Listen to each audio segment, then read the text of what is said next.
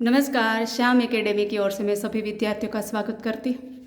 आज हम सर्वनाम की व्याख्या समझेंगे और सर्वनाम के बारे में जानेंगे। सर्वनाम यानी प्रोनाउन।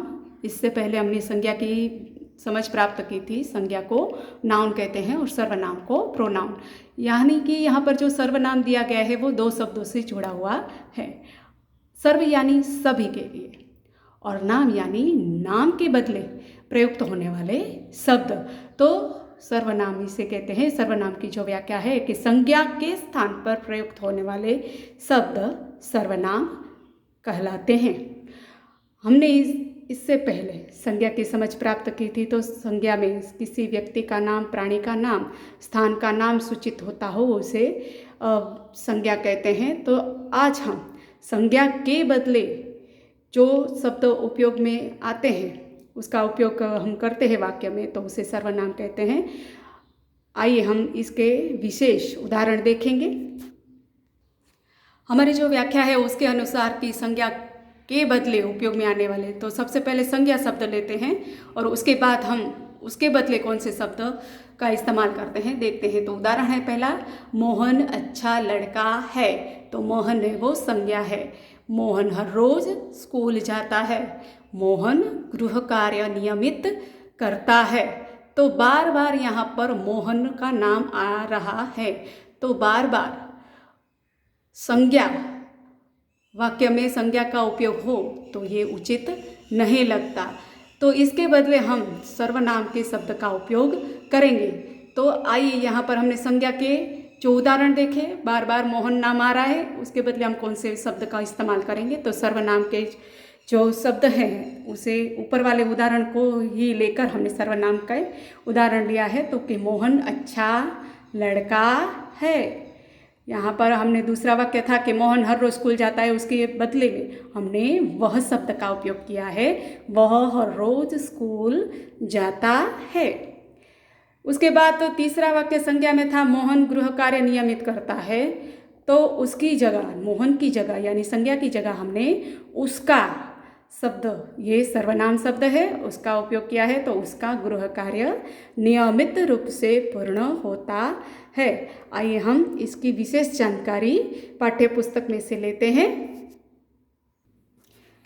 कक्षा छठे में जो समझदार नन्ही है उसके बाद जो भाषा सजता है उसमें ये चित्र दिया गया है और उसका वर्णन है कि चाचा कहते हैं, ये रामू ओ रामू चुपचाप क्यों बैठे हो, खेलोगे नहीं।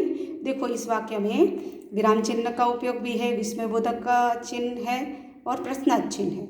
उसके साथ साथ रामू है वो व्यक्तिवाचक संज्ञा है। दूसरा है रामू नहीं, मेरा मन खेलने में नहीं लगता, मैं बड़ा कलाकार बनना चाहता हूँ। अब यहाँ पर नाम की जगह रामू ऐसा नहीं बोलेगा कि रामू बड़ा कलाकार बनना चाहता है, उसके बदले उसने अपने आप को बताने के लिए मैं शब्द का इस्तेमाल किया है। तो मैं शब्द है वो सर्वनाम शब्द है।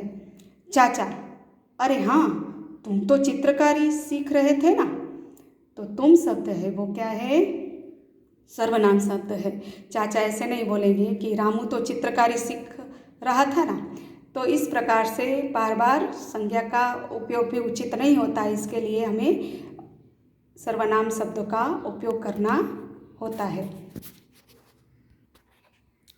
रामू, हाँ लेकिन वह काम मुझे पसंद नहीं। तो रामू कहता है वह यानी चित्रकारी का काम उसे पसंद नहीं।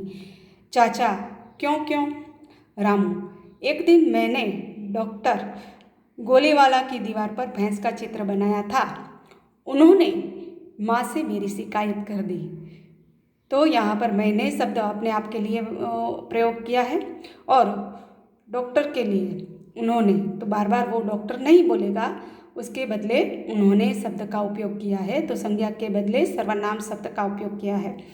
चाचा, अच्छा तो यह बात है, यह शब्द भी क्या है, सर्वनाम है। रामू, चाचा जी आप चित्रकारी कैसे बन गए। तो रामू है वो चाचा जी से कहते हैं कि आप चित्रकार कैसे बन गए। इस प्रकार जो इस वार्तालाप में रामू के स्थान पर मैं, तुम, मैंने और डॉक्टर गोलीवाला के स्थान पर उन्होंने तथा चाचा जी के स्थान पर आप शब्द का प्रयोग किया है, जो कि सर्वनाम शब्द है। इस प्रकार संज्ञा के स्थान पर प्रयुक्त होने वाले शब्द को सर्वनाम कहते हैं। यहाँ पर और उदाहरण देखेंगे तो आपको ज़्यादा अच्छा पता चलेगा कि पहला उदाहरण है कि आप कहाँ जा रहे हैं।